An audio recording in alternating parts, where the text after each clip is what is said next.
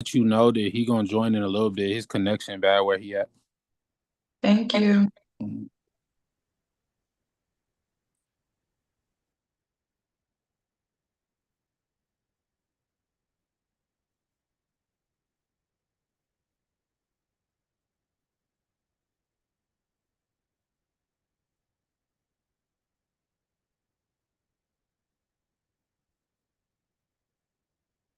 Oh, this is very lagged.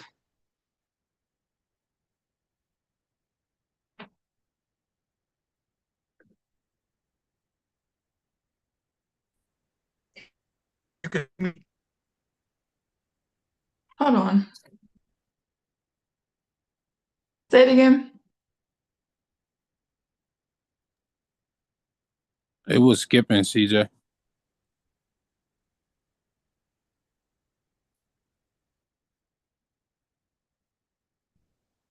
I don't know how to live stream on YouTube. I'm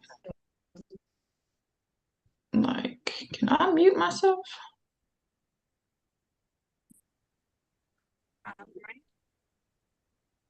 You trying to go live on YouTube?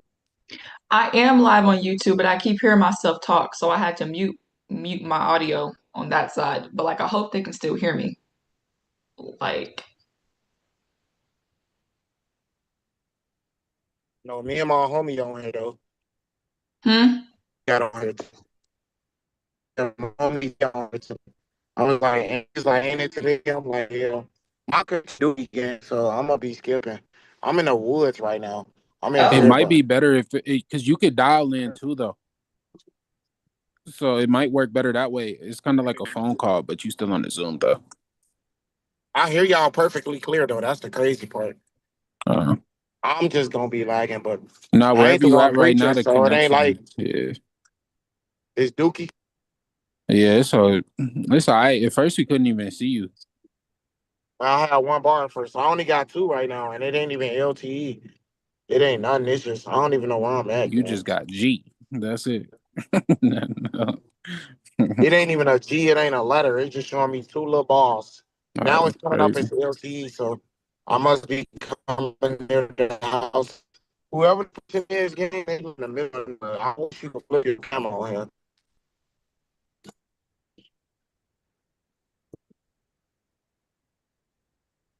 Probably can. I just don't know how because I'm old.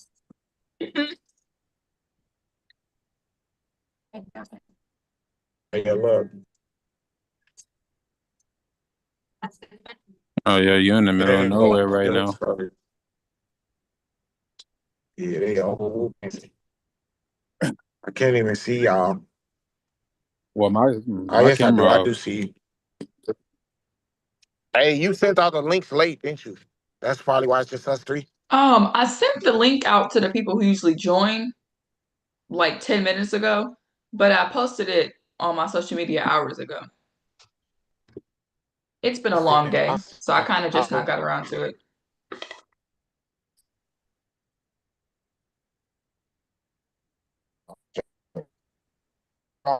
It is pretty. Look at this show. He got something that's hard. I feel like a burger now. Stop. I'm gonna get up out of here before it get dark. No cap. Oh yeah, I can't. Remember that time I had got out there was I got out pipe in hand. I can't go. I don't know what's gonna run out over me. Ain't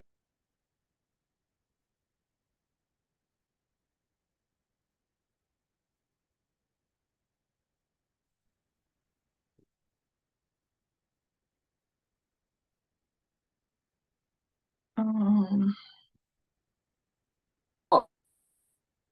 sure no folk. I don't know, 4 or 5. I can't. I mean, 4 or 6. Hold on, gang. Hold on, y'all. I'm trying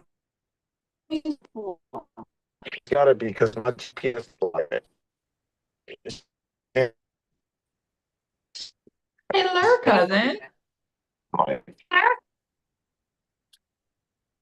Huh? No. Oh, Yeah. I know, mommy. Y'all connection is this. I start crying. Oh, this house raw. And they crib look like a cabin. Well, Look at this. Like the front part. Oh, I see it. that's nice though. Yeah. Yeah. Here they come right here. Hello. I'm not even finna advertise my business. This too far. You're welcome. What if they pull up and grab it though? Right, I'm gonna say people could come to you. Bro, the way my customers be, I already know. I mean, you Yo, charge when it delivery. get dark to want some food, gang, and I'm not driving through this. It don't matter how much money you got. Yeah, but you said that you charge for delivery. That's a good little charge. I do, but I'm not driving through this in dark. Bro, when I used to have to take the long road in Lexington at night, bro, that was the worst trips. One time I had to drive to what's that Winchester from my house. It ain't nothing but straight back roads. I'm talking about they had one light for Yeah. 30 minutes. I'm talking about, bro, I had to do 25 miles an hour straight home. It took me a long time Because you because it need was your so dark and glasses. you You ran don't through the ever wear woods. them. Nah, it ain't even that. Like, I can see. It's just because it's so dark, you don't know when something's gonna run out on the sides of the road or in front of you. So I'm not gonna Yeah. like that's how I am. Like when it's roads like this that ain't got no lights, I don't care if the speed limit do say 55. I'm not doing it. I do 35, 40. And I'm still riding the brake the whole time. Cause I don't know. I want to know what they move. Gee, this look like what's that movie called when they with the bridge and the little girl run off the bridge and win something? Ain't it a bridge to Terabithia? Yeah, bridge to Terabithia. Yeah, that's what this like. Uh,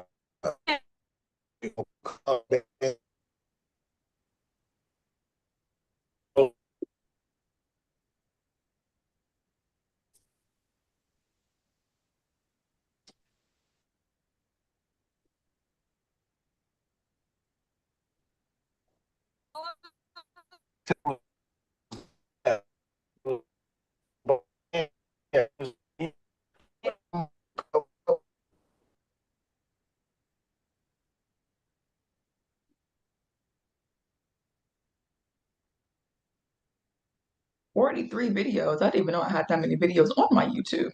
My gosh.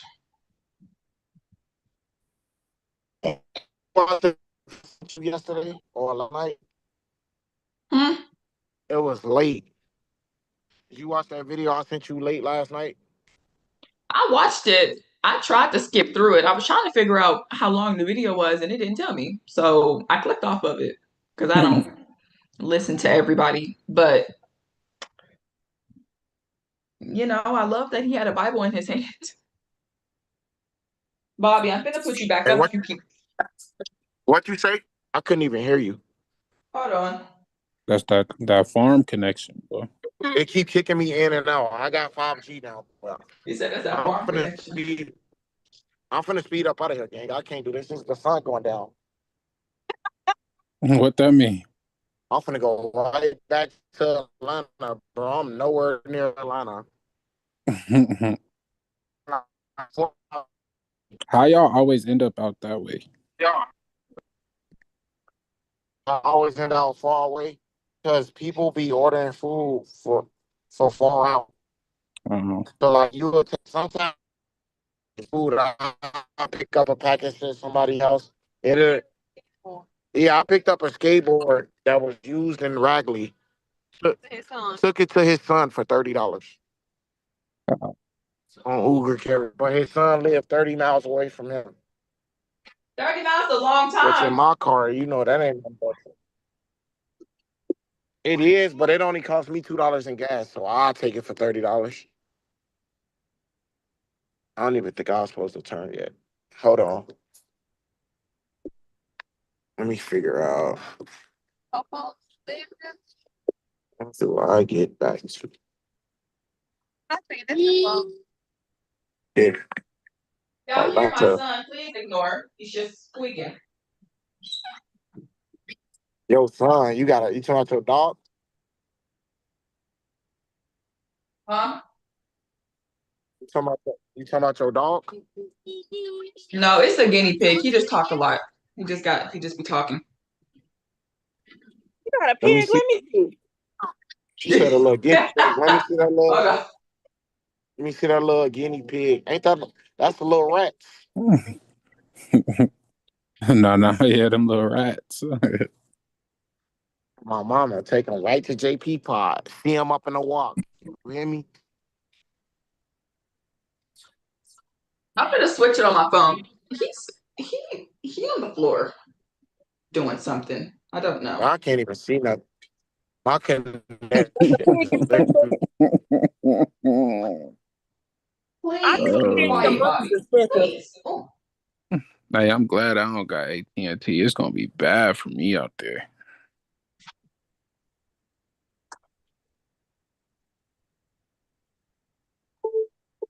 My Here goodness this go, gracious. bruh.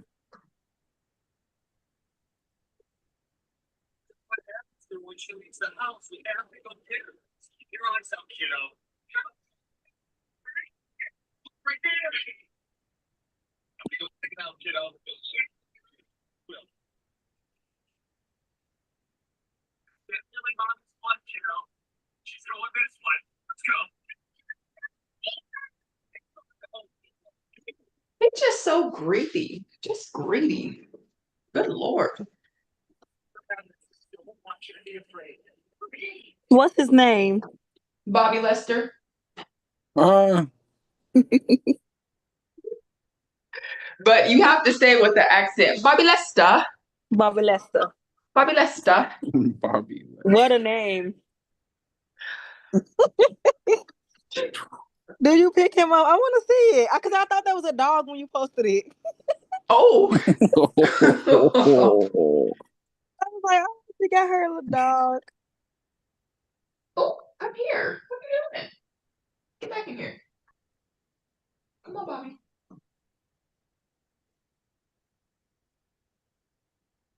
Well, he acting funny right now. I'm gonna try. We're gonna see. He might go back in. Oh. Get Oh my goodness. What made you get a pig? it was a very impulsive decision and I low-key regret it, but I got him now, so I gotta take care of him. You can give it back. I wish. Before you get attacked. Bobby, please go inside. Come on then. Come on. But you don't That is so different and foreign for you to go get a pig. Oh my goodness. I am always doing something. Yes. Mhm. I thought about getting a pet monkey, but I'm kind of scared. I want one of those. A I don't monkey? think I ever really realized what I'm signing up for until I get it, but I still want one of them. Yeah, I think monkeys is a lot. But I kind of they're kind of cute, but I feel like I'd be scared when it started jumping on me. People be having raccoons. I'm not gonna get no raccoon. What? That's pushing it. Yeah. Just like them, what's them other things called? It's like a Raccoons little and stuff pet. are white people. White people. You said that's the white people stuff? You already know. But let's take some appreciation for this skin, girl. Okay. Get it. I think a pet. That's your products, Miss Girl. That's your products. I know that skin is skinny. The only thing I use on my face because anything else just breaks it out. What kind of products to me is? Oh, dang. Brittany, there is another girl in here. She just moved to Georgia and she is an esthetician. She want to go to school for it. She trying to get into skincare. And I told her about you, how you lived in Georgia and how you like did classes and stuff like that. She's in here. She's popping in and out. I think because her connection is bad. But she is in here. So maybe y'all can talk. Because I told her I volunteered you to I was supposed to send her your Instagram. I don't know if I did that, to be honest. I think I did. So that she could reach out and get some more information. Her name is Chastity. Lariah, Huh? Brittany, your cousin? Well, she's our cousin. She is? Yeah. What Brittany? Brittany from who? Brittany from who? Hey, girl. Hey. On my dad's side. Yeah, that would have to be my cousin, but I'm trying to see from where. Well, that happened. Brittany, can't I think of- am Miss Alice's granddaughter. You said Grandma Alex? Yeah, Alice. Yeah. That's my grandmother. Oh wow, mine too. That's my great grandma. Yeah. Oh wow. Okay. Hi, cousin. Hey, girl. Because that's blood. So you know.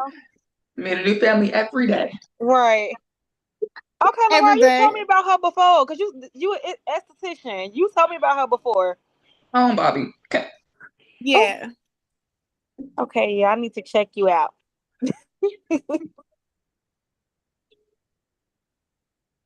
Oh my goodness. What the? Girl, you went and got a real guinea pig? I cannot. Bobby Lester. Bobby Lista. Yes. Oh my goodness. What's the difference between a guinea pig and pig? The tail?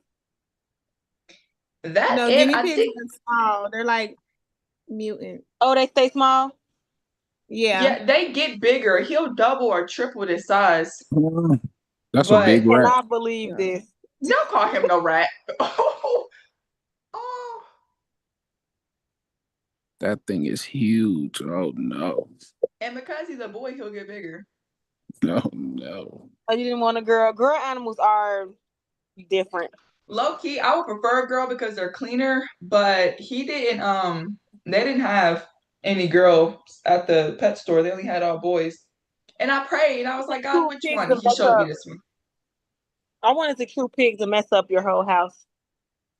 They're cute when they're small, but when they get big, they low key get ugly. I'm not gonna lie. Right. You're not gonna be hopping on my couch with your big self. Get off. You ever seen Uptown Girls? I haven't. You have to see that. She had a pig. That pig used to tear her house up. Mm. I seen somebody on TikTok. They had she had a pet pig and she tried to put a leash on and started squealing everywhere.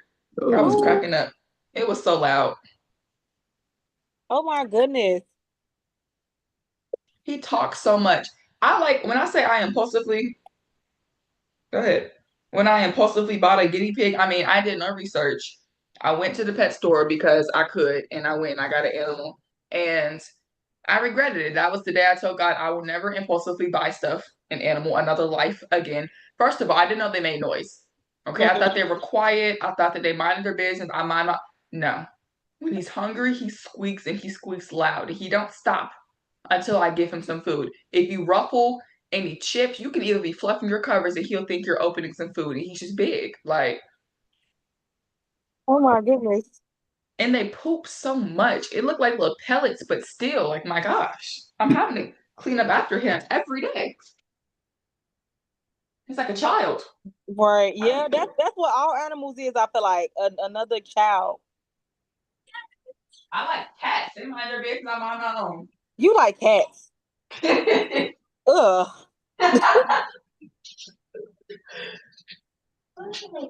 Brittany, do y'all still got the cat? Peter? Girl, we done had Peter, Cece, both of them is gone.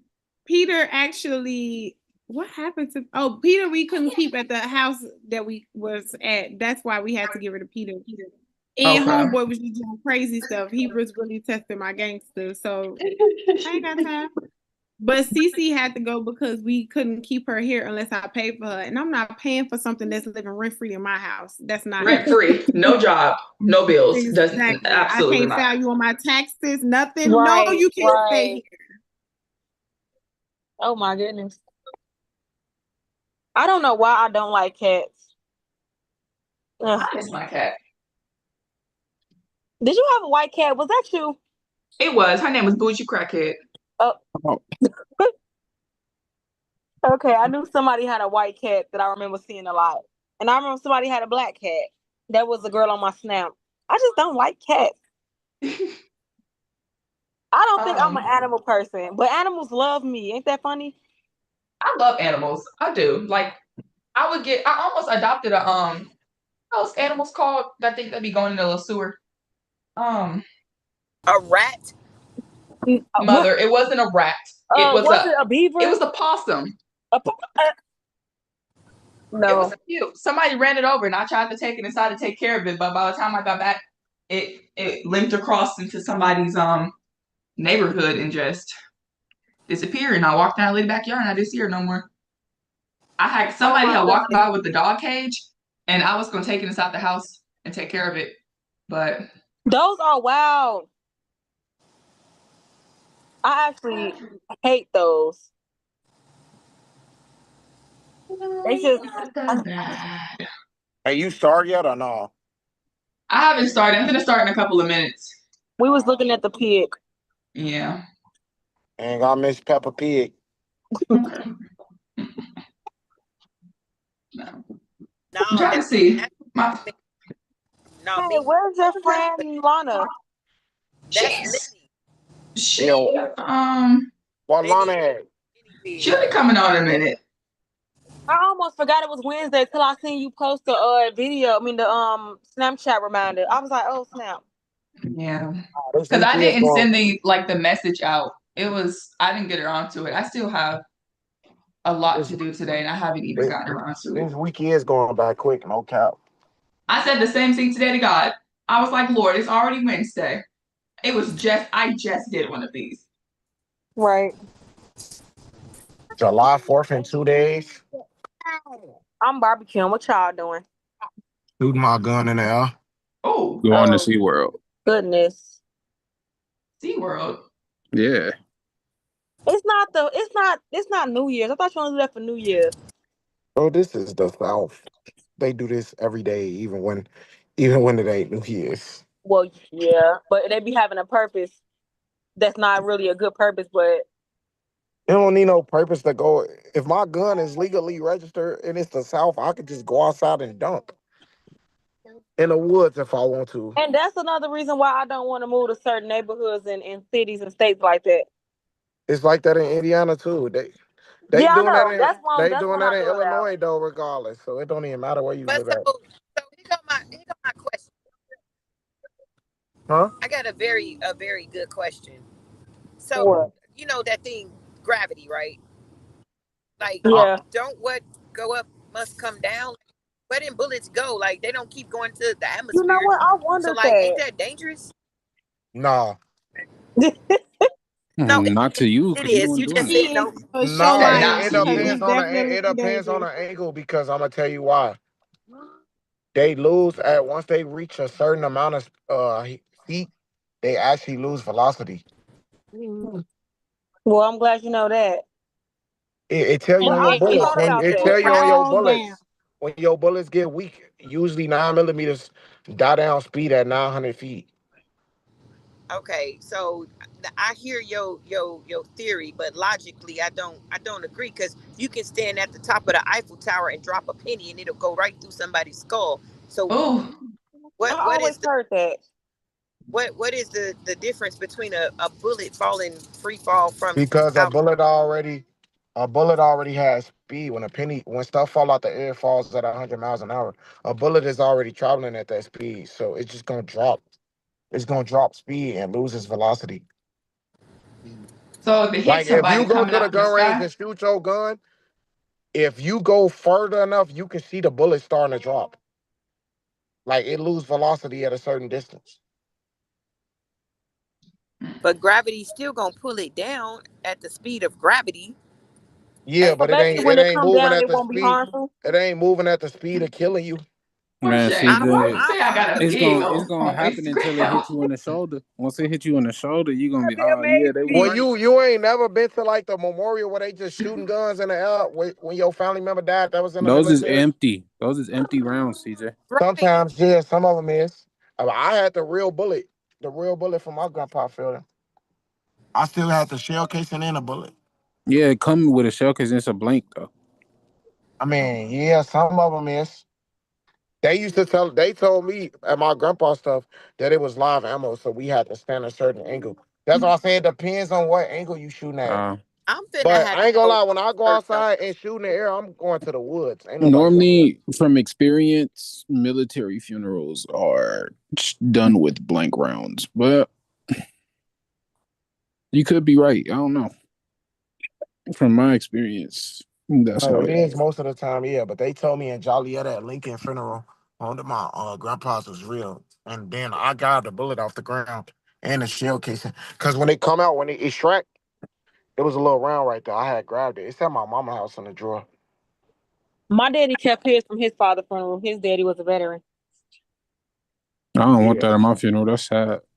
I was gonna say my homie on the phone talking right now, vet. Yes. Yeah.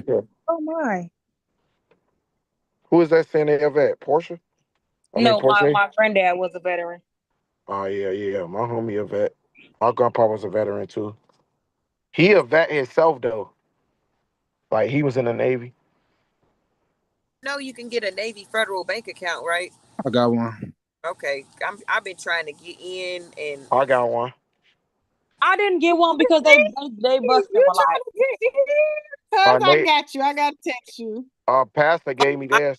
because I've been trying to go through, but my mama was married to him. Oh, they was divorced when they had. Oh, okay, I can't. Guess Okay. what all the Navy Fed banks at? Don't worry, I got you, cuz. I got in. I'm going to get you Atlanta. in. I Y'all know love all the Navy Fed banks in Atlanta? Yeah, ATM like 2 miles away from me. I love it here. Hey, I'm out here right now, gang. I'm finna open a restaurant up. Tap in on the plates. Yeah. Hey, The Brittany. food out here so nasty, gang. Brittany's Anthony. Hey, I'm coming. Brittany Anthony said, "Hey, I'm coming to Atlanta at the end of August for a business conference." Fly it on me, mama. I'll give you a plate for free.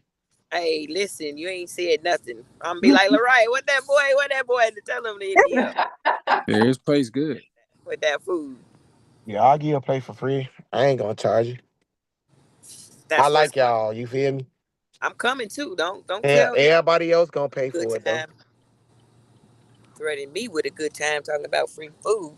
Okay. Oh, I want to go to the 2819 church. I'm finna go there. I'm Chastity. finna go. Me and my girl be talking about going there all the time, but I ain't go yet. You know what happened with his church? The mayor of Atlanta and governor was trying to shut him down because he spoke against gays. Gotta get cold, Ariel. They always trying to do something. They showed up to his church with the feds and told him he had 2 Sundays to be out of his building. Dang. He was Yeah, renting out. He Change was renting church. out We of don't got all school, and that they right. showed up to his church 2 Sundays in a got- row. Told him he wasn't allowed to preach. he got his own building now. Like, Yeah, I know. They made donations. Yeah, he bought his building, but the rest of the money he gave it away to people in need. He raised a lot. Like he raised a lot. They said close to like a couple M's, and he gave it all away. He brought the church building and gave the rest away. what? Yeah, well, when I'm down there, I'm gonna be down there for the weekend. Thanks, Brittany, I'm gonna need your address because I'm coming to visit you, cousin. all right. Yes, ma'am. I'm about to text you right now because Hey, I never Brittany, know where if you I live got at? my new number. Where I you live live in at? East Point. I'm by East Point right now. I'll be in East Point all the time. That's by Kroger. By Kroger. Wow. That's Hi, your neighborhood. Aries. It's by Kroger and Walmart. I And, might as well move to Atlanta too. Right. Yeah, I'm by the airport. oh yeah, I'll be over there too. I know that's it. It's the airport. It's another Walmart over there too, and it's a Lowe's. Yeah. That's why I've been out for 2 months. I done been to every city in Georgia already, just about. That's within every any city is city. crazy. You know how big Georgia is, I gang? know Oh my Nah, within lord. he if ain't you go lying. within 2 hours, I done been there. I done been in Hey, every mama. city within 2 hours of Georgia already, from east to west. It's not done here. Why you always want to He eat ice gone, cream? gang. I ain't gonna lie to you. My 10-month-old been in 15 states. Ain't nothing wrong with that. I ain't even been in every state. I haven't been to every one yet, but I plan on, before I die, I plan on going to all 50. I just started traveling like 3 years ago. Chastity, will you drop your information in the chat? The cousin I was talking to you about, the esthetician, is in the group. It's Brittany. John Hey, Brittany. Chassie girl. Hey, Brittany, how long you been Hey. down here, gang? Since New Year's Eve. Hey, that's when we Period. came. Hey, that's when we That's came when we down here. can. No, But we ain't moved down here imagine yet. We where was we just would. we was fasting and praying to ask God if He wanted us to come, where He wanted us to go, and He told us here. Yep, God told me here too, and that's where I got here. I know Hey, that's right. the money and connection so thorough out here. I haven't started like actually doing too much yet. I want to start my business, but right now I just been like working from home and retwisting people locks and waxing. Look, see, that's what I be needing, gang. I need a retwist. I got so many customers right now that I be seeing. So what I do is I jump on DoorDash and I send everybody my menus. Like I just sent one dude my menu yesterday. First day talking to him, I talked to him for like a good 2-3 hours. He brought a plate from me. Wow. Period. No, the one thing about Atlanta for real, the community here is unmatched. I have not yet been I, anywhere where I'm like, I wish I never moved here. I love it here so bad. I keep telling my homie the black people here Yeah. so friendly, gang. Like it's so like it's only us. Like I just did Jacob Lattimore album release party. I met so Ooh. many people. You would have thought that I knew I was with Jacob Lattimore, Woody McCain, and Vito. I didn't know nobody. You was Okay, with nobody. Yeah, Yes, because I'm they a content creator. So they like treat you now, out here like you yes, family. they act like they know you. I promise y'all, I Yeah, could not they'll be make like, this come to up. my crib. Dude, I just met yesterday. He let me inside his crib for like an hour. Let me meet his dogs, everything. I'm like, I'm sitting there talking to me. Yeah, come on in, brother. Oh They yeah, are y'all got time. so Yeah, nice here. they super friendly, gang. Like, I told my homie, it's so scary, like how friendly they is. It's like to the fact, like, y'all don't worry about getting robbed. Everybody out here got real motion. Like, Like for I real. told my homie, I ain't never seen black people this successful till I came out here. Everywhere And you my go grandma got a is $1 million endless house. possibilities. Like you gonna see mansions, you gonna see the car, it ain't Yeah. never you can't be motivated in this place. It's no way to not be motivated. Motivated. I'll be at the country club, right? I pulled up to I'll be looking at the worth of people's houses. I get right on Zillow, type the address in. It was a black dude walked out a $6 million house. Mm. Baby, we are the breadwinners out here. Yeah, but you know, Atlanta and Washington, D.C. on Forbes list for #1 most successful black cities in the Yep, world. and right after that is bottom. Wait, no, not Baltimore, but a part of Maryland. Yes, I wanted to be where my people at, and that's where God brought me. I have I no ain't want to be complaints. with my people at. I ain't gonna lie, but he made me come with my people at. I ain't lived Yeah, around my people You in didn't so know where long. you want to be. Huh? You didn't know where you wanted to be.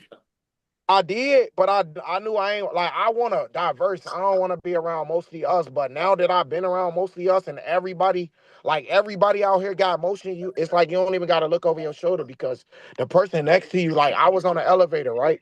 And I asked this black dude, I'm like, what they taxing to live here? He said, what's taxing to you? I'm like, 5 racks. He like, that ain't taxing to somebody who got it. And I looked at him like, oh, okay. excuse me. I looked at him like, oh, okay, Right. my bad, bro. He talking about, yeah, that ain't taxing if somebody got it. He like, but no, my rent only 2,600 though, and I was in Lenox. Like I met a black doctor out here already. Like he a cosmetic Yes, my doctor. doctor is a black doctor. Love her down bad, baby. I was in there talking to her like I've been her patient for 3 years. She Bro, said, "Girl, where dude you talked come to me for from?" like 30 minutes. He was like, yeah, bro, if you ever need something, let me know. I Take my number promise. down. When I Do tell this. y'all, I love it here. Love it here. I don't. Anytime I go to a part of Georgia and I see white people, I'm actually in shock. I'm like, why are y'all Oh, over here? Nah, Like for that's real. how much you don't see them. I swear. Yeah, you I feel don't like see they him. be in the suburbs. I'm in the Yeah, like you can go into like the only time I see white people for real is when I go to like Whole Foods, like you go to and Sprouts. stuff They be like in that Sprouts in sometimes. the farmers market. But other than that, Farmers I market don't and Sprouts. Yeah. see them people at all, bro. When I see them, I be so shocked that they exist because I only see my people every day, Yeah, all you day, and only I see a bunch of so black bad. people with some money for real. I love it I so just told bad. my homie that I'm like, and they say Georgia not even as black as it used to be. That's the crazy Yeah. part that the numbers dropped. They said it used to be Georgia, Atlanta used to be like 90%. They said it's like 70 now, but you still don't see no white people for real. I see nothing but Chinese people with money that act No, black I and really see black people. Mexicans. And Mexicans, North Druid got a lot of Mexicans. I don't be running into Mexicans either. I don't be seeing nobody but my people, man.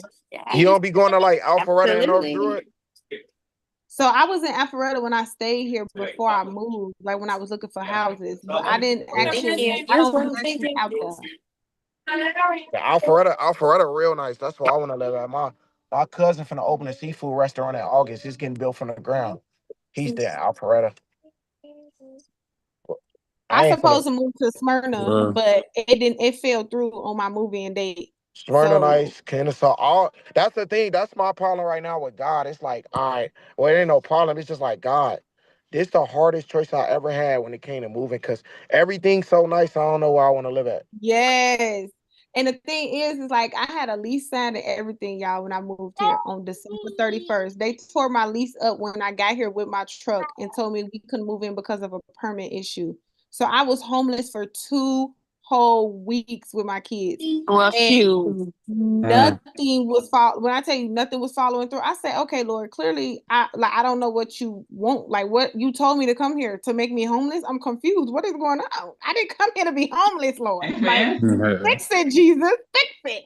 And he ended up getting me. I ended up scrolling on Facebook. I swear to God, seen the house that I'm in right now. Seen it on Monday. Went to go see it. No, seen it on Wednesday. No, yeah, seen it on Monday. Went to go see it Monday. Signed my lease Wednesday. Moved in Friday, and my address is an angel number. Now you know we don't do angel numbers. Yeah, I don't do angel numbers, gang. That's the devil. But what I'm saying is like the number 3 still is like very, very big. So it's like I thought that I had a plan, but sometimes even when you try to, God has a plan for you. Yeah. So even when you try to have all your ducks in a row, baby, if it ain't what God wants you to do, he ain't gonna let you do it. That's all I'm saying. And he was letting you know that was him that did that with the confirmation of the numbers. Exactly. So that was the confirmation. Like this was nothing but God. And I was stressed. I lost weight, everything, y'all. My mom guilt was on. I've been living in a hotel for 2 months since I've been on here, but I moved out here with like 300, ain't went broke yet. Yes, and that's the thing. I never went without. Love that so bad. So like just trust God in the process because he gonna have it happen so unexpectedly. You're gonna be like, what? And I just met a white dude yesterday, and then I'll let you start church. He was homeless, and he had a sign on his back said, "I'm homeless, but not with Jesus." Not without. I mean, not without Jesus. I talked to this man for like 20 minutes. He's choosing to be homeless. So he was homeless for 9 years. He walked from West Virginia. Somebody gave this man a house when they died and left him $190,000. He gave the house back to the family and took all the money and gave it to other homeless people. And he said, gosh, he feels like his purpose in life is to be homeless so he can minister to other homeless people. So he been helping other homeless people get off the street. But he said he feels that his purpose in life is to stay homeless because how can you relate to somebody and teach them about Jesus during a struggle if you're not going through it at the same time? And I'm listening to this man talk like, I could never give up my bag like that.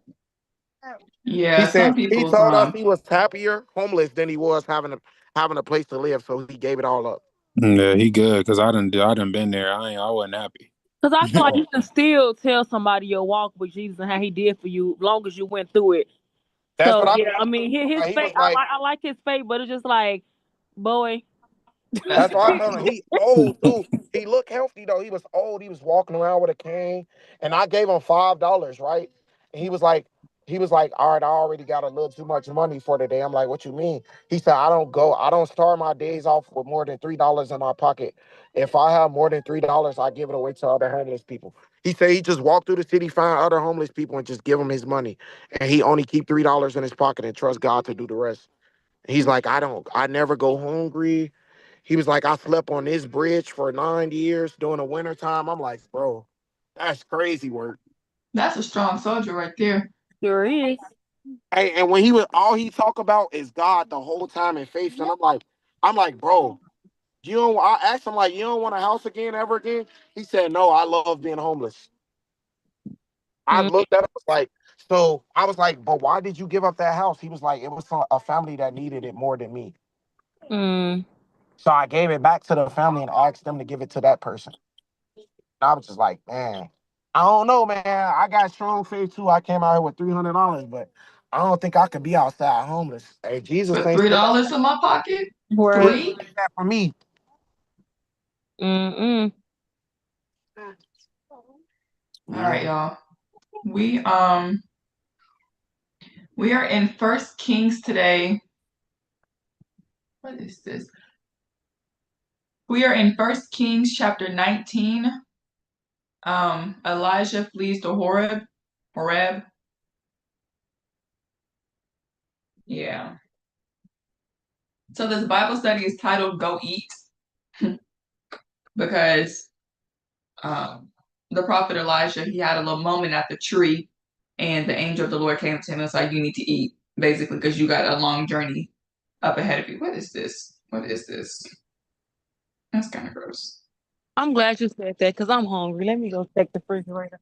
Not just oh my Lord.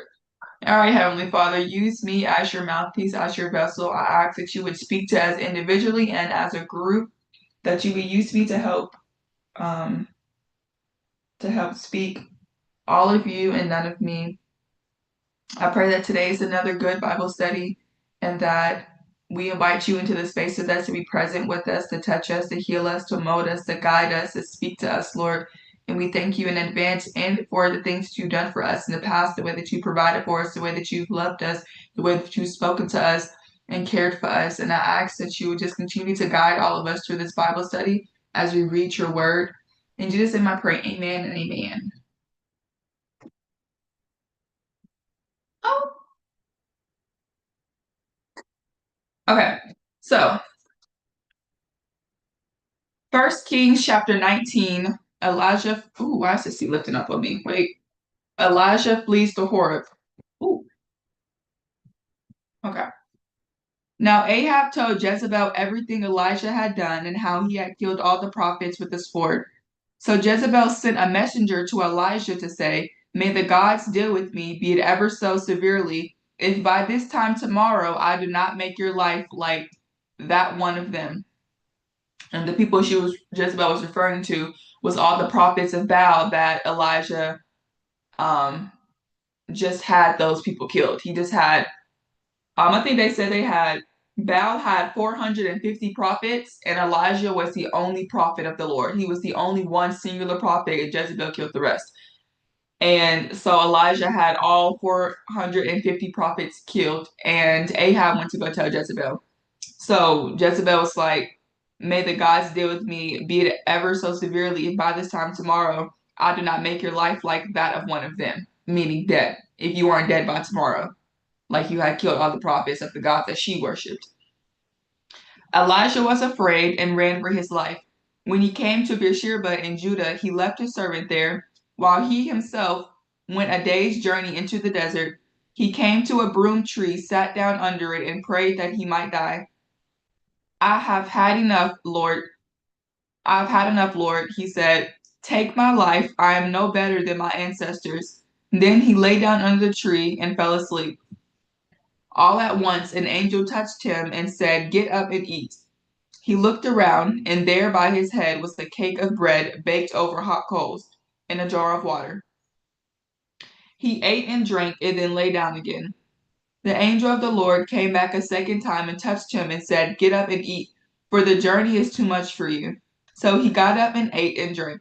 Strengthened by that food, he traveled 40 days and 40 nights until he reached Horeb, the mountain of God. There he went into a cave and spent the night. So I have 5 points to go over for this Bible study.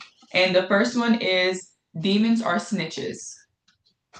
Not that Ahab was a demon, but he had something on him. But I say that to say that just how Ahab went to go tell Jezebel everything, demons do the same thing. Because demons have a leader and they have somebody higher than them to report back to.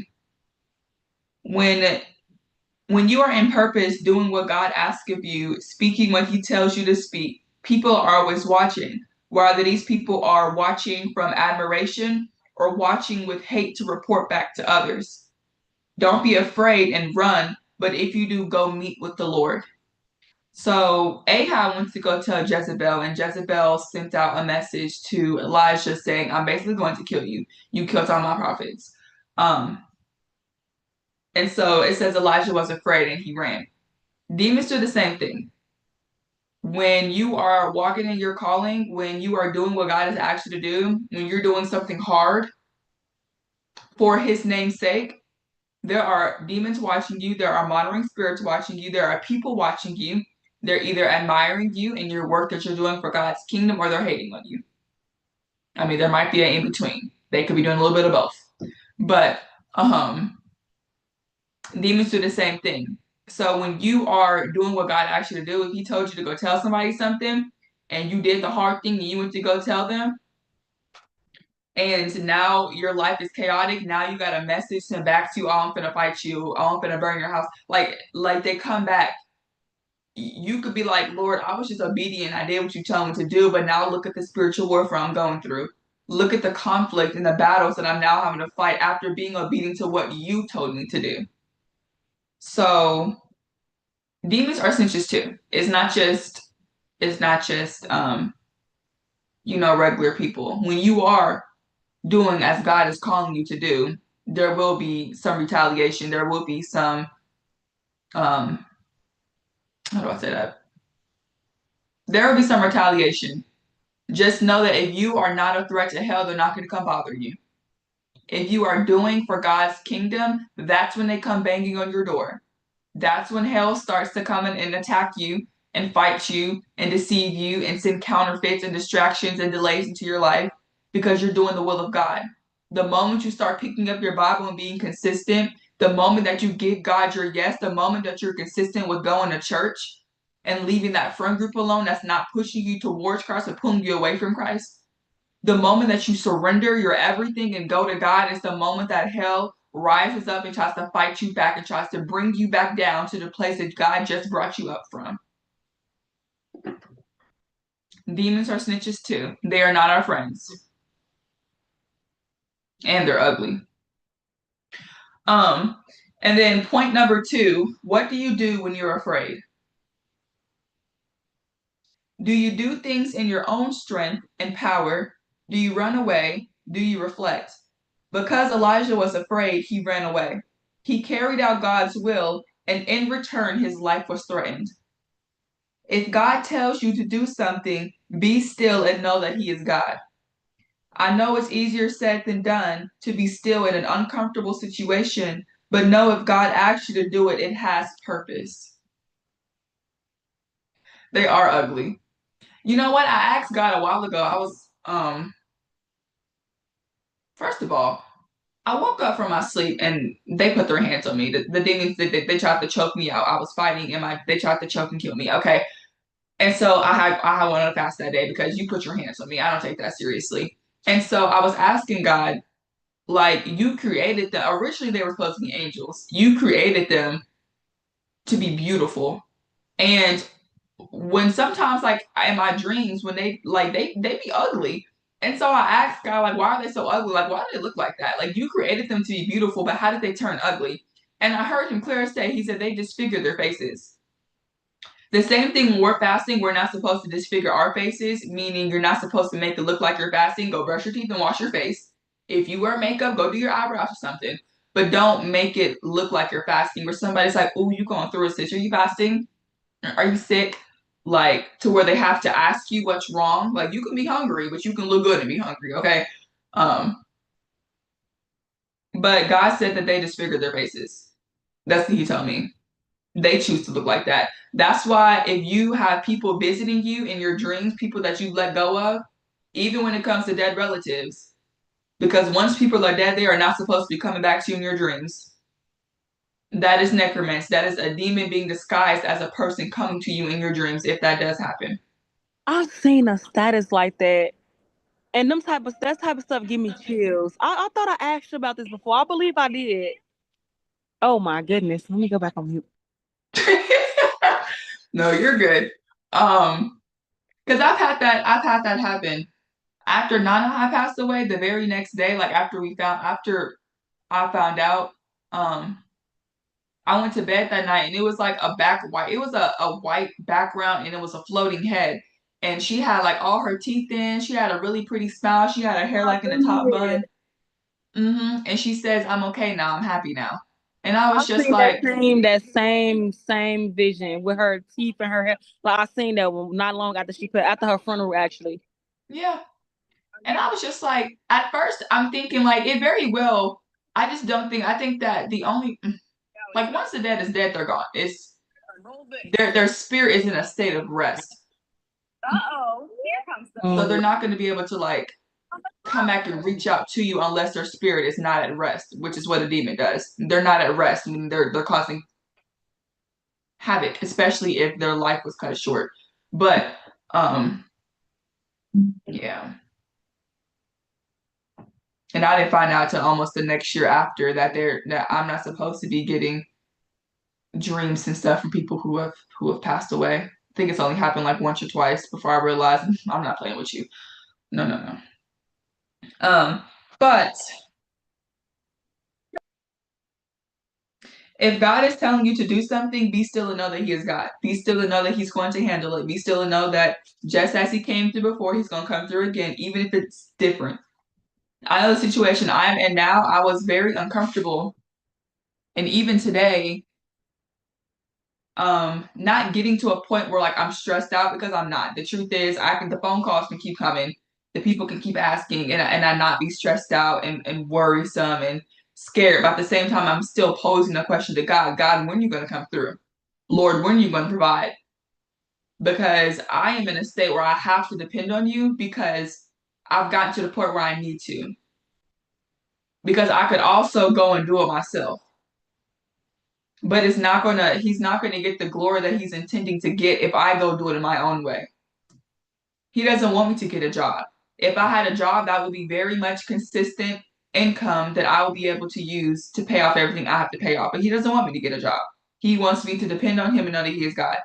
And as much as I love doing that, it also comes with some fear sometimes, especially when things are past due, especially when things are late, especially when you could be getting evicted, or they could be coming to try to take your car, or things and electricity and bills can be cut off because you're not paying for them.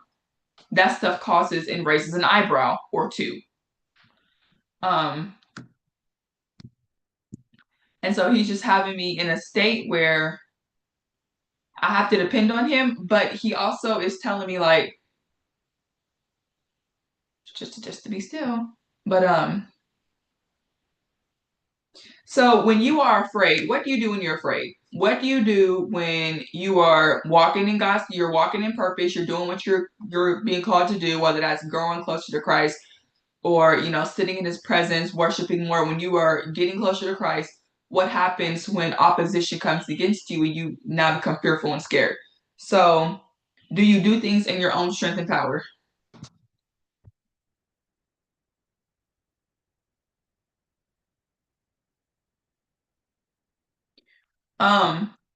So do you try to do things in your own strength and power? Because as I just said, if I try to do it my way, I'm going to get the results that I want. But what God is calling some of us, and even myself, to do is depend on him so that we can see him do a new thing. And when he says in scripture, I'm doing a new thing, do you perceive it? If I can stop doing things my own way and actually look for God in my situation, I'll be able to see he is doing a new thing. And sometimes that takes time.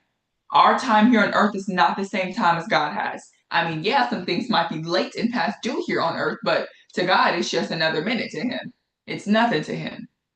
So out of fear, sometimes we can try to do things in our own capability when all God is asking for us is to be still and know that he is God, to sit in his presence, to worship more, to depend on him more, to call on his name, to grow closer to him, to seek first the kingdom of God.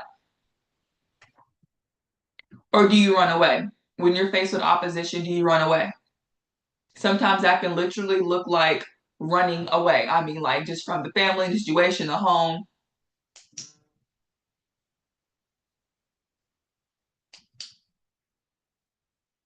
Well, amen to that. Amen to that.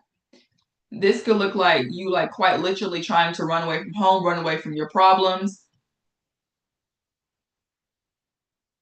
It does, and it will.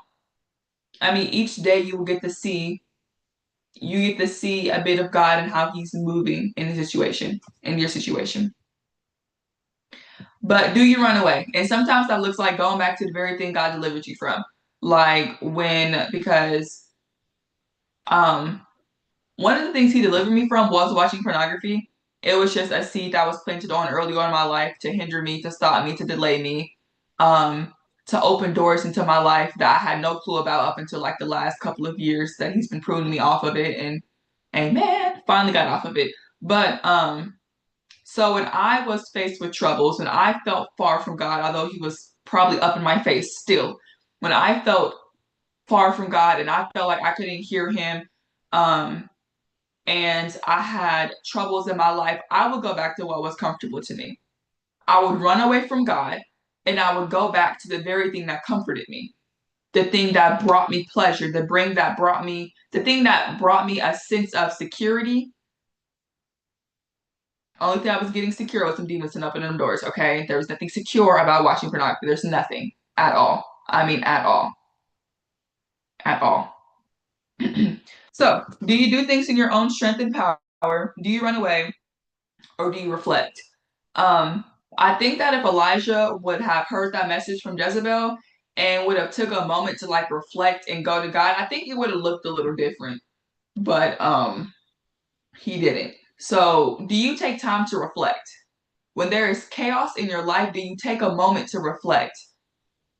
Because sometimes the chaos is not devil sin, it's your self sin. Sometimes you open doors, sometimes we open doors that we had no business peeking our foot in, looking around the corner. We had no business opening these doors, and sometimes we'll do it anyways. So do you reflect? When there is chaos breaking off into your life, do you sit with God and you ask Him, Lord, what is going on? Do you retrace your steps? Meaning, what have I been doing? Have I been doing anything? Absolutely. Every door that is open is not meant for us to walk through. Sometimes God can open a door for you and it's not for you to walk through, but for you to see what's on the other side of that door if you walk through it. Wow, Lord, I wish you would have told me that a long time ago. I probably wouldn't have walked through many doors had you. Perhaps you did show me. Perhaps I'll walk through it anyways. He does open doors. And Satan makes those doors look so good. He makes it look like the job that you've been wanting to, but the hours are long, the pay's not great, but the benefits might be good. You know, like he dresses things up to make it look good, but it's not really good. He might even decorate the dang door and open it and tell you to walk through it, and you're walking into destruction and chaos.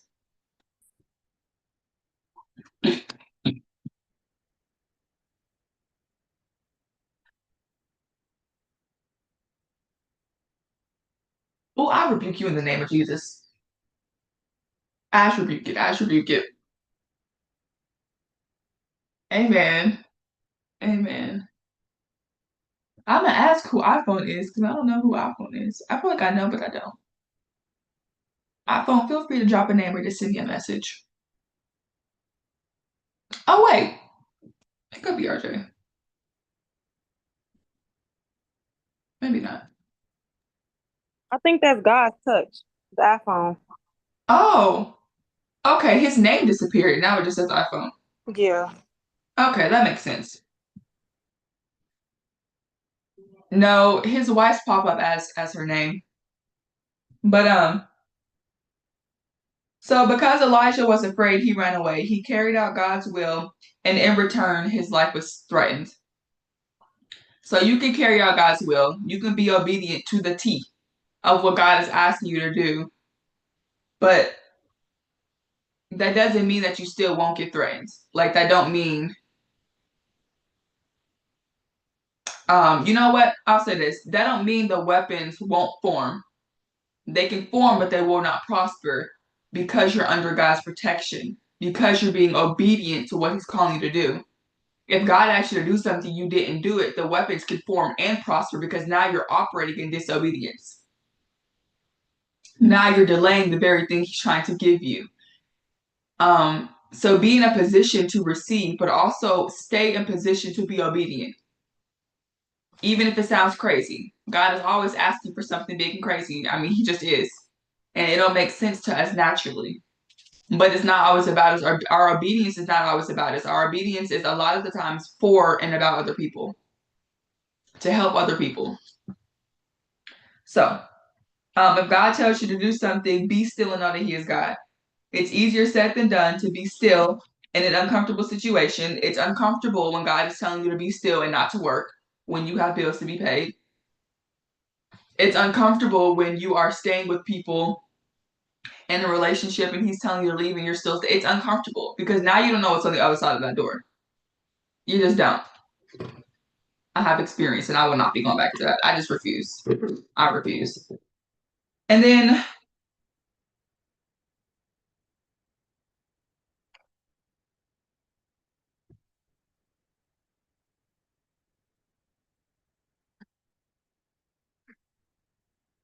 yeah, you got to go through it. And even today's Bible study is something that I literally went through. I mean, like moments before. My mom called me and I was just irritated. I was aggravated. I was mad.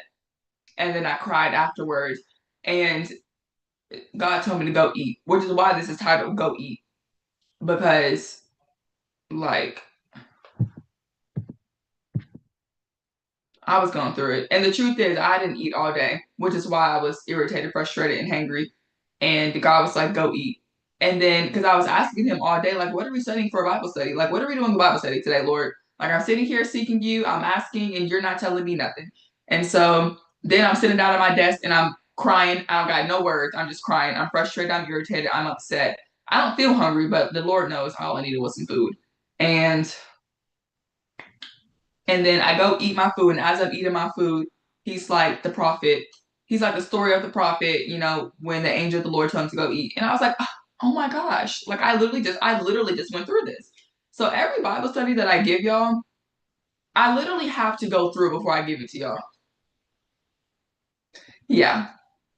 Yeah. I was busy all day. I didn't really get to eat until 6 p.m. I had something to drink and that was it all the way until 6.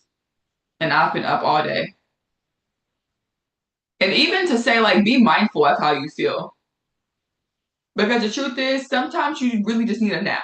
Sometimes you really just need to go eat something or drink something and take a moment to reflect and calm down. Sometimes it's really not that serious.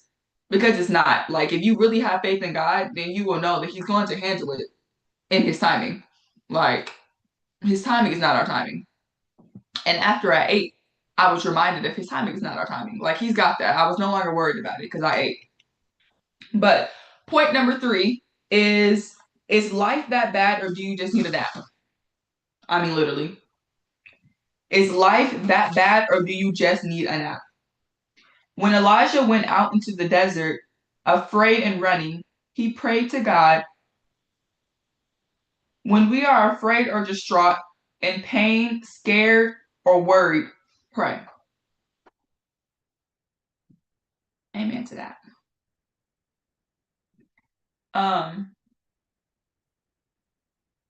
So regardless of how you are feeling, pray. Because the truth is, God knows how you already feel on a subject, and you not trying to include him is only you holding that in. That's you building up walls and storing anger and unforgiveness and frustration and grief, pride and arrogance, irritation. If you don't pray and give it to God, your body is going to take store of that. And that is how a lot of people become immune to like sickness. If you have unforgiveness in your heart, you can get sick because of that. I mean, something in the spirit will manifest physically. And because you have anger in your heart that you didn't give to God and let go, and unforgiveness and grief, and your worries to God, it says, cast your anxieties, cast your worries onto me because he cares, because I care in God's term. So that is probably one of my favorite scriptures. Cast your worries onto me because I care.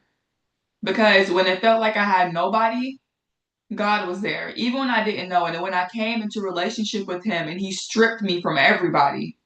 I mean, there was a period where Like my mom is in my life, but we just weren't talking for real. I mean, I had to go through a season of isolation to learn his voice, to hear him.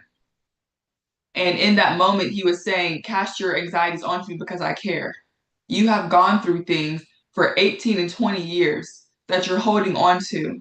And if you want more, if you want me to give you more, if you want me to take you higher, you have to release that stuff.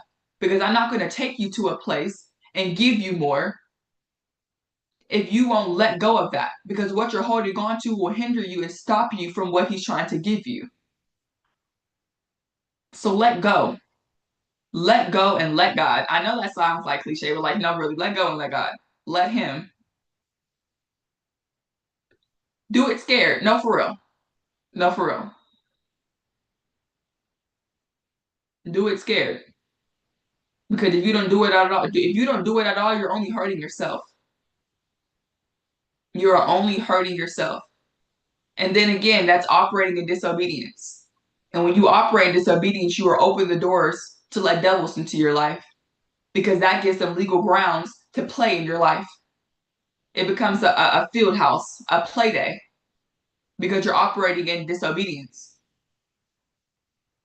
That's why it says obedience is better than sacrifice. God don't always want your sacrifice. He wants your obedience. So God hears us, he sees us, and he will answer us. God seen Elijah. He seen him running. He heard Elijah when he cried out to him and he prayed. And he responded. God sent an angel of the Lord to speak to him and to give him food and drink and a message. Twice. So, if God can hear Elijah because we are sons and daughters of a king, that means we're princes and princesses. Thank you. God hears us as well. He's listening to us always. Don't ever tell yourself, God don't hear me, God don't see me. Just because you feel far from him does not mean he's far. He's close and he's still there. Just because he feels far from you does not mean he's far. Just because you feel like if you get comfortable in sin, just because it feels like he's not watching you, does not mean he's not. He's still watching you. He's still watching you sin. Still watching you fornicate. Still watching you curse. Still watching you drinking party and smoke. But he sees it. Okay? Don't get comfortable in sin. Don't tango dance with the devil. There is no gray area in between. You're either for God or against him. There is no gray area for that. I mean, at all.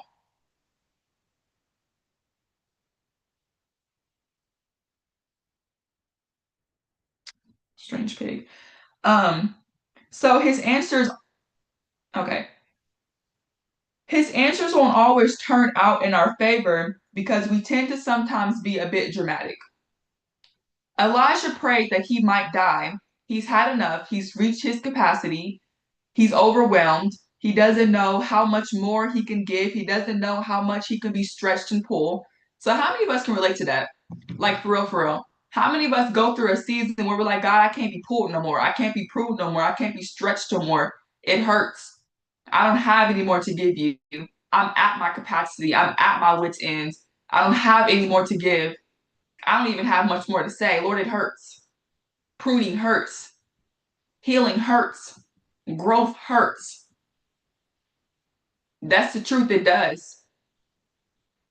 So when you are in a season where you're just overwhelmed and you're frustrated and you're stressed and you're worried and you have anxiety and you're being pulled every which way but loose, it feels like you're being tugged, you're the string of tug of war. Like, Lord, how much can I be pulled? How much can I be stretched? How much more can I take? Because God, I don't have any more to give to you. I have been in that season. And if it's not a season, sometimes it feels like a day like that. Where it's like, Lord, I've tried to give you my everything. This is the best I can give you today.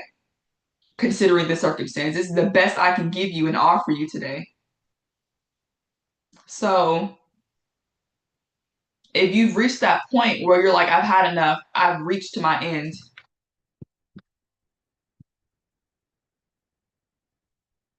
Yeah, it can feel like punishment, but it's a testimony.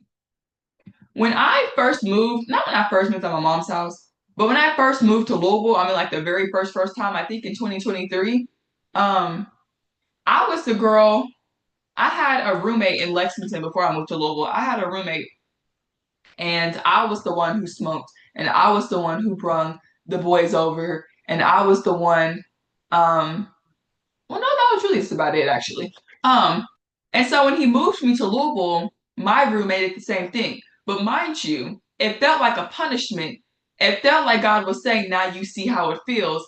But it was actually him pruning me still and delivering me still. Because my roommate would bring home guys, and my roommate would smoke, and she would smoke inside the house, and let the boys smoke inside the house and stuff like that. So I would like, it felt like a punishment. I literally cried out to God, and I was just like, I was mad because I'm like, Lord, how can you deliver me from smoking and deliver me from, having sex with people? How can you deliver me from something? But now I'm in a situation where I now have to endure it. And I felt like he was saying, like it's not punishment, but like endure it. Like you did it before. Like this is how it feels. Now you have to endure it.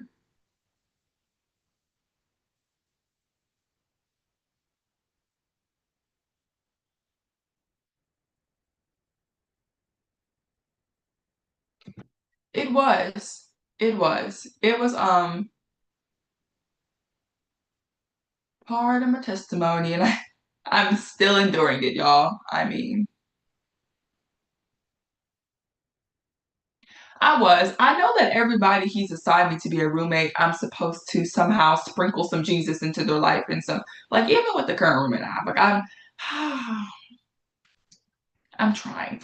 Like I don't like I always, when we ask God to use us, we don't get to really be picky when it comes to how he chooses to use us. Like because my prayer is, Lord, use me. I wake up and say, God, use me today, however you see fit. And when it comes to him moving me and I have to live with people, like other people, I want my own apartment. Lord, like give me that, please. Please, I'm not asking for much. But I want my own apartment. But with every person he's moved me with, I'm supposed to somehow like be a light, a representation, a good representative of Jesus Christ. Like that is my goal. But also I think he's still teaching me how to confront people with things because I have yet to fully master that.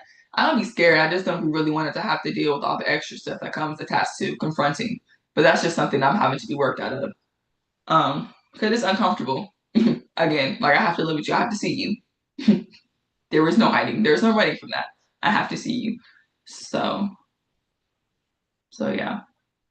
But Elijah was overwhelmed. He doesn't know how much more he can give. He doesn't know how much he could be stretched and pulled. So how many of us can relate?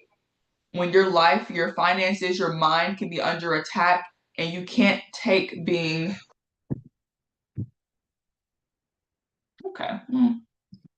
When your life, your finances, and your mind are under attack and you can't take being pulled anymore. You can't take the stretching anymore. You can't take the pruning because it hurts. It's scary because you didn't really know how far you could go until God allowed you to be in such position. Sometimes you don't know how strong you are until God allows you to go through a situation that pulls you so much that you end up growing because of the pulling. You end up growing because of the stretching. You ended up growing because you were being watered. It could be a thunderstorm, but even the thunderstorms, the rain is still watering something, which produces growth in the plants. Sometimes we don't realize how strong we really are until God allows us to go through a hard situation. Sometimes you don't know your potential until you go through a hard situation where God is pulling you up.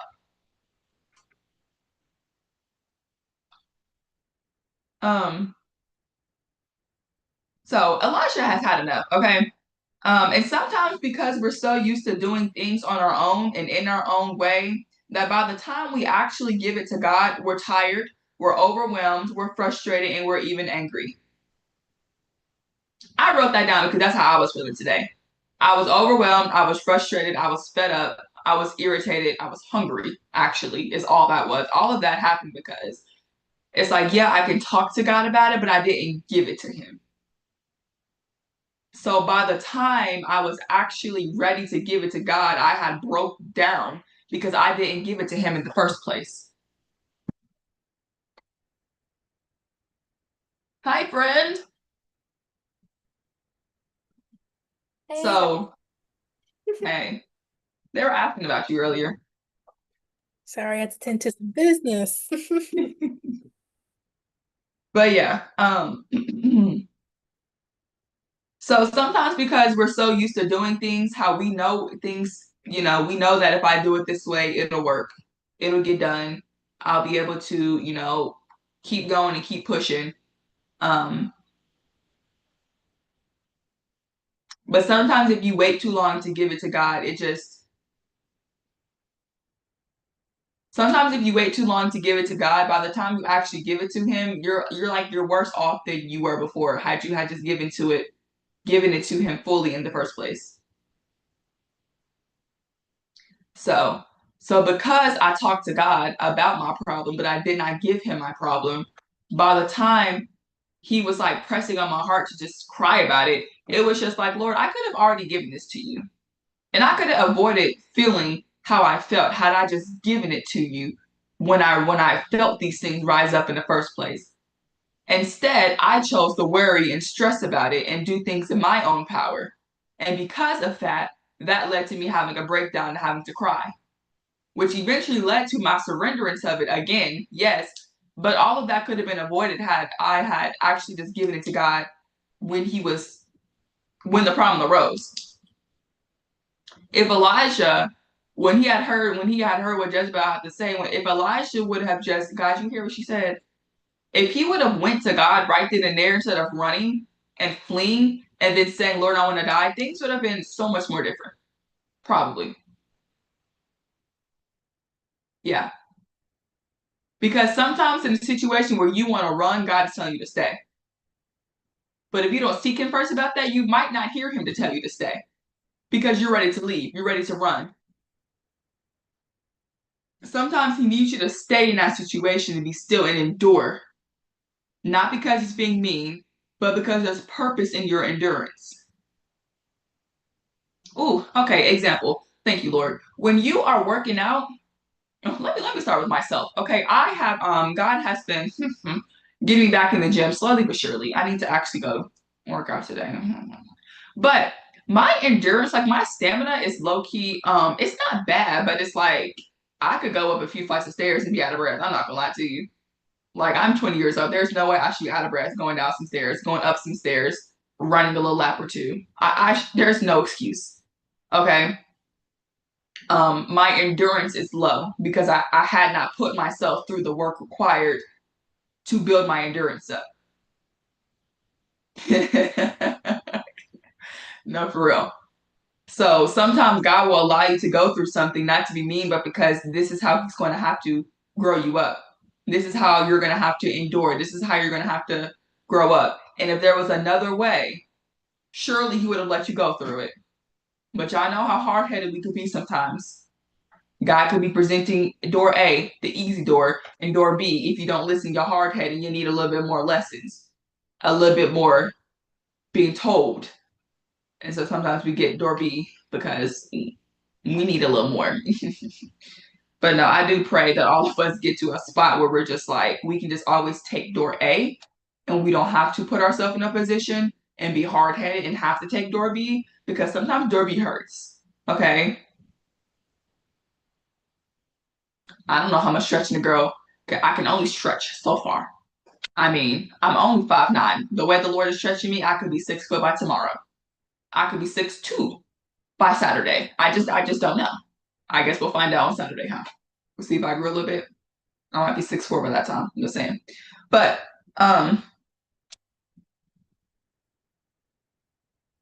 where was that? Okay. It's scary because you didn't really know how far you could go until God allowed you to go through and be in such position. Elijah had enough. Sometimes because we're so used to doing things on our own in our own way that by the time we actually give it to God, we're tired, we're overwhelmed, we're frustrated, and we're even angry. Okay, so the fourth point is surrenderance. What happened?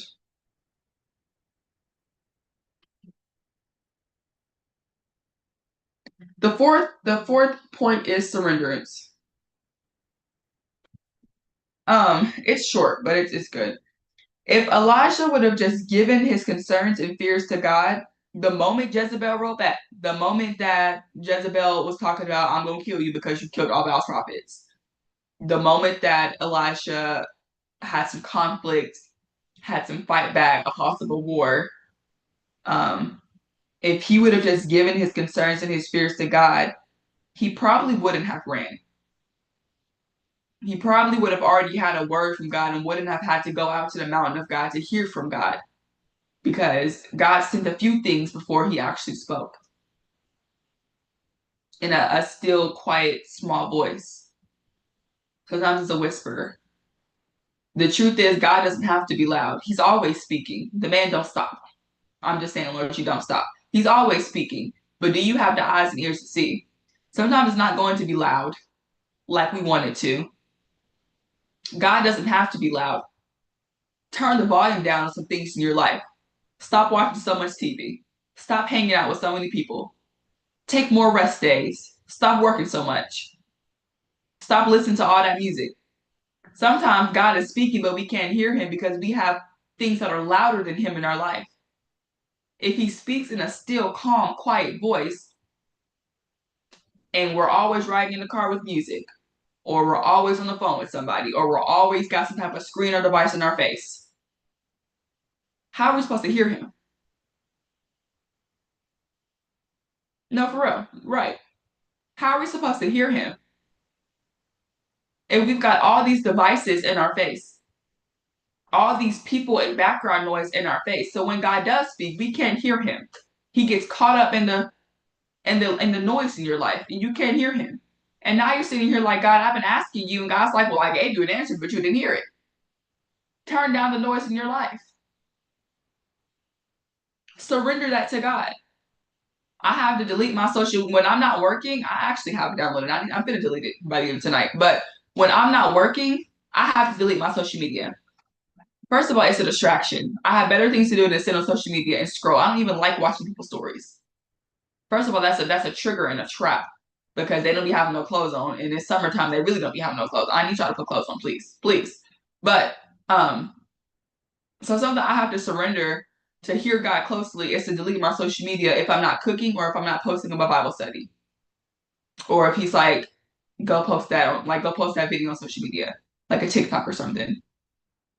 So if I'm not actually working for the Lord, I don't need to have social media. I'm still working on like not listening to music in a car. When I was driving to Texas, I had probably drove 10 hours. And I had just reached Texas, and I had 5 more hours to go before I was reaching my friend's house. But when I finally turned the music off, after 10 hours of listening to music and podcasts and sermons, after 10 hours of just noise, and I sat in silence and I drove, God started speaking. He will not compete with the noise in your life. He can speak something, maybe you won't hear it, but he's not going to get louder because he's not going to compete. He is a jealous God. He does not have to compete for your attention. He will not compete with other gods and idols in your life, in our life. He will not do that. At all.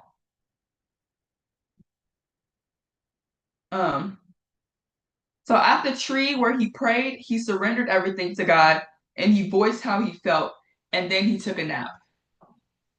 So before you allow yourself to get frustrated and irritated and to a place where you just have to break down and cry, sometimes that's okay.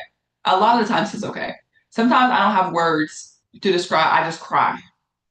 And God catches every tear, and he hears every groan, and he knows what each tear means. He knows what every body shudder means. Like he knows. He hears you, he sees you, he understands. He understands.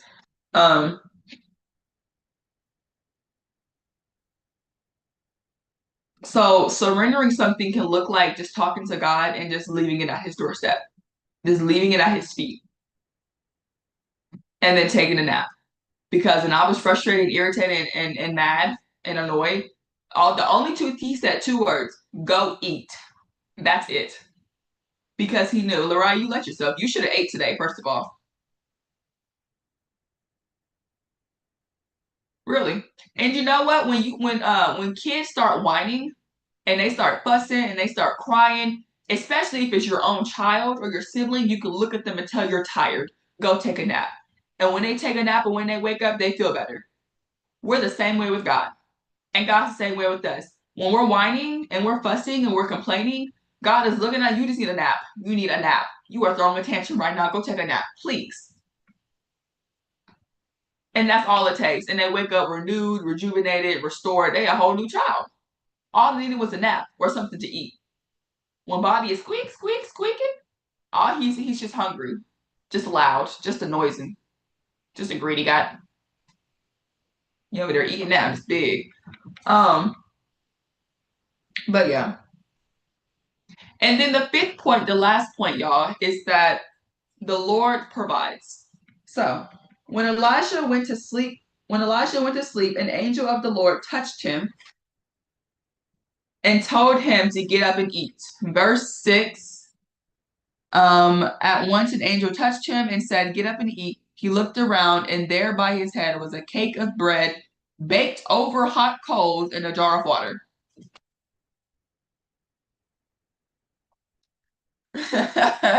Not too much on Bobby. I love how Bobby is just like, you can tell it has an accent. That's funny. So first of all, if Elisha was having a little tantrum underneath that little broom tree and he was telling the Lord that he was ready to die. Come on, you can't run in the alley. If God was telling Bobby, oh, not Bobby. Oh, see, look. If Elijah took a nap and he was having a tantrum, he took a nap. Elijah woke up to some bread baked over hot coals in a jar of water. Come get your iPad. Mom. When in the world? Oh. I am. When in the world did when did I get there? The Lord provided that for him. That's what I believe. I don't see no other context saying that he cooked. No, you're okay. You're good. I see no other context about saying how that food came about. I mean, he had bread cooking over coal. That means somebody had to start the fire, somebody had to provide the coal and the bread and the jar and the water. The Lord will provide. Late in the midnight hour. So he looked around, and there by his head was a cake of bread baked over hot coals and a jar of water. He ate and drank, and then he lay down again. God will provide. Okay, he will provide. Then the angel of the Lord touched him again. This is the second time that the angel of the Lord is time to touch and wake Mr. Elijah up. Sometimes you can be in a position to receive, but because you went back to doing what you want, you didn't receive a full portion.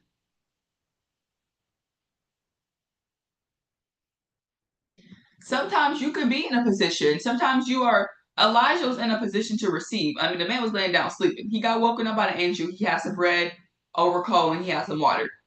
Elijah was in a position to receive. He received. But then he went back to sleep. And because he went back to sleep, the angel of the Lord had to wake him up again with a second instruction of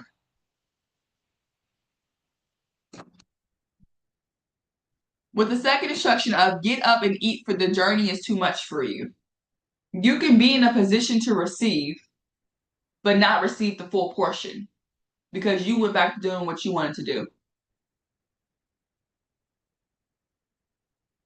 If God is trying to bless us in an area of our life, and that comes with instructions, so we're ready to receive it. I mean, we've done everything, we've prepared, we've sat there, we're being still, we're ready to receive it. But he gives us a taste. He gives us half. He gives us a taste of what's to come. And because we're like, oh, I haven't had this in a long time. Oh, I'm going to take this. We'll go back to doing what we want. He gives us something, we'll take it, and we'll go back to doing what we're familiar with. Elijah, he ate and he drank, but then he went back to sleep. And the angel of the Lord had to wake him up a second time to tell him, you need to eat and drink more. You've got a long journey ahead of you. when God gives us something, we need to receive the full portion because there's more ahead of us than what we realize. And the portion, the half portion that you may have just accepted is only going to take you so far. That half portion is not going to get you through a desert and wilderness for 40 days and 40 nights. It may get you through the rest of the day, maybe the rest of the month, but not the full time frame that God is needing. So sometimes you can be in a position to receive, but because you went back to doing what you want, what you're familiar with, what you're used to, you didn't receive a full portion. Elijah had to be touched and woken up twice to receive a full portion for his journey. God won't send you somewhere unprepared and lacking. He wants to give you a full portion so that you have the wisdom and the insight for your next destination. The angel, verse 7, the angel of the Lord came back a second time and touched him and said, "Get up and eat, for the journey is too much for you." So he got up and he ate and drank. Strengthened by that food, he traveled 40 days and 40 nights until he reached Horeb, the mountain of God. There he went into a cave and spent the night. Because he received his full portion, because he got up the second time and didn't go back to sleep a third, he was strengthened by the food. God gave him enough to be able to finish a journey he had ahead. God wants to give you the full portion. You're not going to be able to get to where he needs to get you with a half portion, with a half cup, with half the assignment, with half the word. I mean, in some cases, it's a step. Like, he won't give you the full plan. He'll only give you the first step. Okay, do the first step so you get the second and third. But in this situation,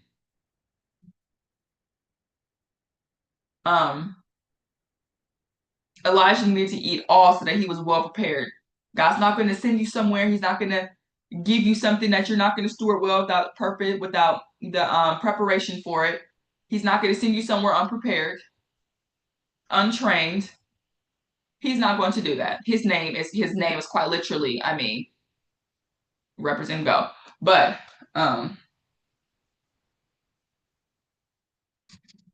God wants to do somewhere unprepared and lacking. He wants to give you a full portion so that you have the wisdom and insight for your next destination. The journey can be too much for you in your own strength, but with God, he will supply your every need. Had Elijah ate and drank the first time and tried to do 40 days and 40 nights in his own strength, he would have failed. He probably would have found another tree and he probably would have been crying out to God again, saying he wanted to die because he tried to carry out something in his own strength. But when he received the full portion of what God wanted to give him, he was able to finish the mission. He was able to end. He was strengthened, but not by his strength, by God's strength, to be able to go and travel 40 days and 40 nights to go where he needed to go. So apart from God, we can't do nothing. I mean, I literally can't even breathe without God. I can't even blink without the man. I mean, I can't even swallow without the man. Like, I can't do nothing without God. Apart from him, I can do absolutely nothing. It's every day by his grace and his mercy that we are able to do the things we do. And we take a lot of it for granted. We take hot water for granted sometimes because it's become a regular for us. We take the friends and people in our lives for granted sometimes because we're so used to having them around. I mean, we even take our fingers for granted. If we didn't have no fingers, how you gonna open up some milk? You need fingers to open up milk. I use my fingers to open up milk at least. So we take a lot of things for granted. So apart from God, we can do absolutely nothing. Like, I started thanking him for the toes on my feet because I need to balance. I need to walk. Like, he is the vine and we are the branches.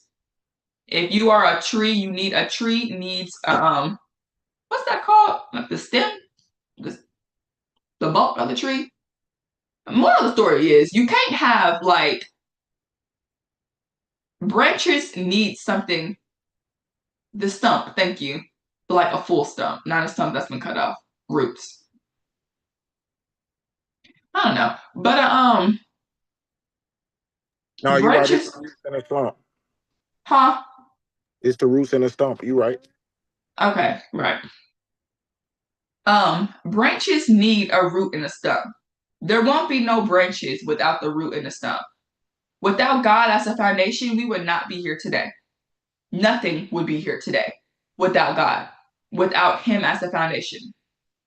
Apart from Him, we can do absolutely nothing. So that thing you're trying to do in your own power, He's allowing you to do it in your own power, so you can see how frustrated and irritated you get when you do it in your own power versus when you surrender your ways for His ways. His ways are not our ways. His ways are actually better. It may take a little bit to get there. I mean, but it's better. You grow, you endure, you learn in the process. You're molded in the process. If we do things on our own, in our own way, it's hard. I have tried it and I have, no thank you. No boy, no. I won't be going back. Okay? I have settled for people. I've settled for things. I've settled for objects. I've settled for jobs, friendships, relationships, and in the end, doing it in my own strength and power only led to destruction. But I'm gonna use me and my friend, me and Lana's friendship as an example. Me and Lana have we've been friends for a very long time, but our foundation being friends up until last year was not on God. Yeah, we can talk about God. I mean, yeah, we go to church, but our conversations probably with a lot of gossip and stuff to do with boys and just probably inappropriate. I'm not gonna lie. But when God put me and Lana through a season of isolation, I really wasn't sure if I was going to get my friend back. I'm not gonna lie to you. I'm very grateful that he got my friend back. But me and her have to go through a season of isolation. Grateful. Amen. Amen. I would not be able to do this walk without the people that God has allowed me to encounter throughout my lifetime, at all. But when me and Lana was on a season of isolation and we were just unsure if we were ever going to be friends again, because at this point I knew that God was calling me away from her to grow in Him. And in that same season, God was calling Lana to Himself. He was calling her to grow and build a relationship with Him as well. So that when He brought us back together, the foundation was Him. Me and Lana literally don't have a single conversation without bringing up God. Because now we realize that He quite literally has a hand in everything.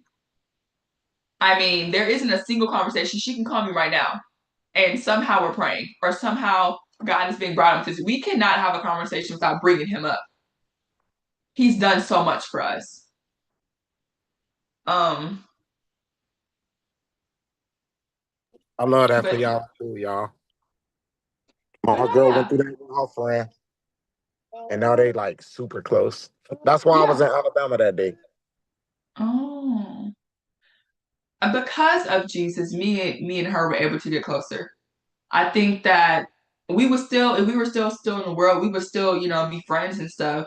But we've actually gotten closer because of Christ being our foundation. We fought demons together. I don't know how much closer you can get through that. Quite literally fought demons. Quite literally fought demons together. I mean, manifestation and all. So, friend, I'm stuck with me. I don't know how much more close you get than that, but we have gotten closer because she's been in my armpit before. It's y'all, yeah. But had I tried to, in my own power, restore that friendship, it probably would have destroyed it. Y'all, I had an ingrown hair in my armpit, and I almost have to go to the hospital. I called my cousin everything, and it was just big. I don't shave. I don't like shaving my armpits because it just don't turn out well. And she literally had to pop it and squeeze stuff out of my armpit. It sounds gross, but I wasn't letting nobody else come close to my armpit, and she helped me relieve some of that pain. Hey, not to cut you off. So that link I sent you go hand in hand with your message. And I'm gonna just add this point in there. He was talking about how we talking about trials, trusting God and keep going through. He was talking about how God gives you tests to build your self-control because your self-control is gonna get you your blessing. Mm-hmm. He want to use your self-control. And matter of fact, you need self-control. It's the fruit of the Spirit. You need self-control. That's fact. You cannot steward well without self-control. I want to become a billionaire, but if I can't steward my money well, I I'm lacking self-control and discipline. But I use Nair, but I keep like it keeps burning my skin. Like first of all, I used Nair this morning and my armpit burns. Like it's I know y'all TMI, but like I keep burning myself with Nair. But I found an esthetician out here because my cousin wanted to move hours away to a different state. Fine, sure. But so I found a girl out here who waxes, and I just go get waxed. Yeah, it does great for my legs. Like Nair does great for my legs, but I guess our armpits are more sensitive. So, I mean, yeah. But God won't send you somewhere unprepared and lacking. He wants to give you a full portion so that you have the wisdom and insight for your next destination. The journey can be too much for you in your own strength, but God will supply your every need. Once Elijah ate and he received his full portion, he was strengthened and traveled 40 days and 40 nights until he reached the mountain of God. It does work. I have the pink one too. It does stink. I have the pink one. It's a pink bottle. I will go show y'all. I'm gonna show you at the end. They all stink, gang. Nair just So thinks get it's the a purple chemical. one, sensitive You can skin, just, the navy blue top. That one does not stink. or you can try Veet. Who's that? Veet, I don't like Veet either, but you might. But yeah, the purple one, it don't stink. This is a hair remover. I think because it's a chemical in it. It's gonna stink because it's a chemical killing off hair and cells on your flesh. But like the pink bottle, that smell as soon as you pour it out, as soon as you open it. The purple, because I hated the pink one. The smell, I couldn't even like resist it. I don't like strong, stinky stuff. The purple one is nowhere near like that. Like it's very bearable. It don't stink at all to me actually. But I mean, of course, it smells like Nair, but not like that pink one. That pink one is Yeah. the whole room. Yeah, they I have to smell shower like right an after ass because curl. it'd be strong. You hear me? Smell like an ass curl and a perm. Oh. Yeah, a perm. That's I always said it smell like perm. Mm. Mm. But yeah, let God be your strength. Let him feed you. Let him nourish you. Let him water you. Let him prune you and prepare you and build you up so that when he sends you on assignment, when he sends you on missions, when he sends you to carry out purpose, when he gives you something to steward, you're able to steward it well because you're not relying on your own strength, but you're relying on his, trusting that he will provide for you, trusting that he hears you, that he is sufficient enough to carry and do all things because he is. And that was it. The 5 points today were demons are snitches. What do you do when you're afraid? Is life that bad or do you just need a nap? Surrenderance and surrenderance and the Lord provides. Those were the 5 points for today. Yeah, demons are snitches. Now she pulled up I'm screaming.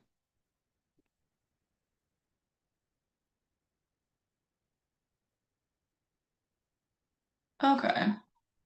I don't think after this bottle of Nair, this is like my first bottle of Nair buying in years. After this bottle of Nair, I won't be buying anymore. Yeah, I I'm feel like actually, if it smell like that and it's killing hair, it's killing your cells. it is. That's why it burns afterwards because it's quite literally like burning my skin. Like to wash my armpit after it hurts. I have to use cold water. I mean, it literally like it hurts now. That's crazy because I'm one sensitive person and that Nair really don't bother me. Like it even burned after a wax, and I can't do that. I tried to wax my own armpits. Worst decision of my life. My friend tried to wax my armpit, and I just like, I mean, I was finna just leave the wax on and just continue about our Yeah, day. me too. Me too. I was just like, I don't know, friend. I'm just gonna have wax under my armpit until the hair grow out and it detach because I'm not taking this off my arm. It hurt. Like an hour. I couldn't believe it. Like it was stuck to my skin. And then she had to rip it off, and I was just, it was bleeding. They say it pull off dead cells on your skin, though. Child, it pulled off more. It pulled my skin off. I was bleeding. Oh no, that's what a wax do. Not all if it's done by a waxes. Just doing it professional. wrong, probably. Y'all might as well get y'all a pair of liners. No, I don't like clippers, hair removal clippers either. Yeah, I'm not messing with that. Mm-hmm. Yep. If you use aloe vera gel, it won't bump up or give you hair bumps. I use that for almost everything, but yeah, I don't have a problem with the bumps or the burning. That's why I said she's just probably sensitive. Almost everything I about say sensitive skin anyway.